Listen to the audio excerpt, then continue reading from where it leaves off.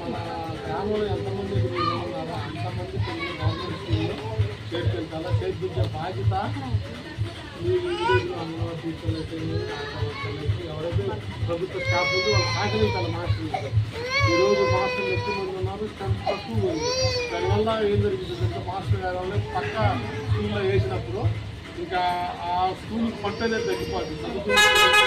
ఇంకా ఇతర టీచర్లు ఉండి గవర్నమెంట్ ఏం తెలుసుకుంటారో ఆ బాధ్యత మనం తీసుకోవాలి. ప్రభుత్వం అమ్మఒడి డబ్బులు వేస్తూనే ఉంది, మరి స్కూల్లో భోజనం సదుపాయం కల్పిస్తుంది, మరి బ్యాగులు పుస్తకాలు అన్ని రకాల ఏర్పాటు చేస్తున్నప్పుడు కూడా మరి ఎందుకని మన పిల్లల్ని ప్రైవేట్ స్కూళ్ళలో వేలు డబ్బులు తగలబెట్టి పంపిస్తున్నారో మీరు చెప్పాలా. ఇక్కడ 5th క్లాస్ ఉందనుకో, 5th టైం ఉన్నప్పుడు చేర్పించుకోవచ్చు. 5th లోపలనే ఇస్తే స్కూల్ ఎవరుంటారు అక్కడ.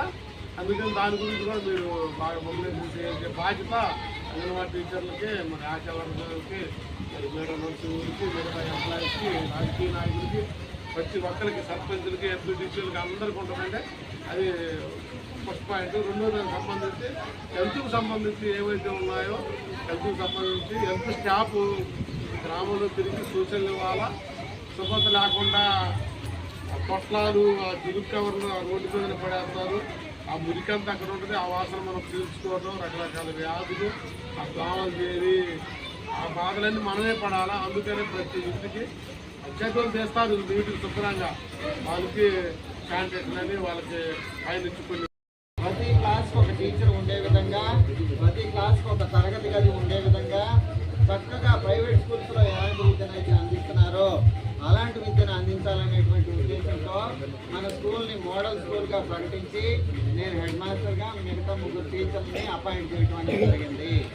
అయితే ఈ గ్రామంలో 2వ తరగతి అయిపోయి 3వ తరగతి వయసు వచ్చేసరికి పిల్లలందరినీ తీసుకొని వెళ్ళి హాస్టల్స్లో చేర్చడం, ఆడపిల్లల్ని మాత్రమే గవర్నమెంట్ స్కూల్స్ పంపుతాం, మగపిల్లల్ని మరి ప్రైవేట్ స్కూల్స్ పంపుతాం. ఇలాంటి పరిస్థితి గ్రామంలో ఉంది. ఇప్పుడు విషయం ఏంటంటే 46కి మేము 4 టీచర్లు ఉన్నాము. అయితే రోలు 41 మాత్రమే ఉంది.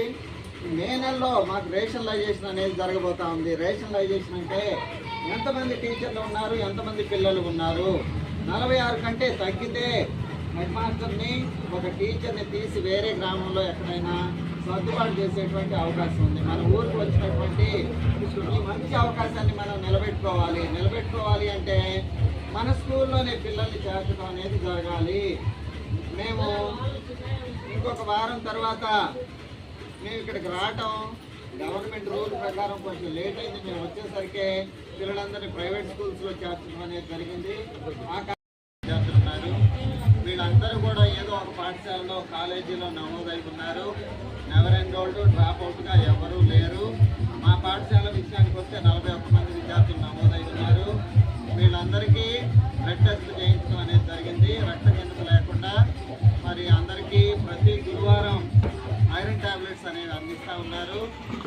తర్వాత నులి పురుగులు రాకుండా 6 నెలలకు ఒకసారి ఆల్బెండజోల్ ట్యాబ్లెట్స్ కూడా అందించడం అనేది జరుగుతూ ఉంది.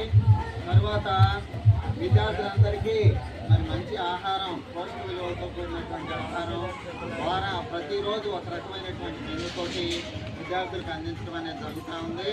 ప్రభుత్వం అనేక రకాల అన్నీ కూడా పిల్లలకు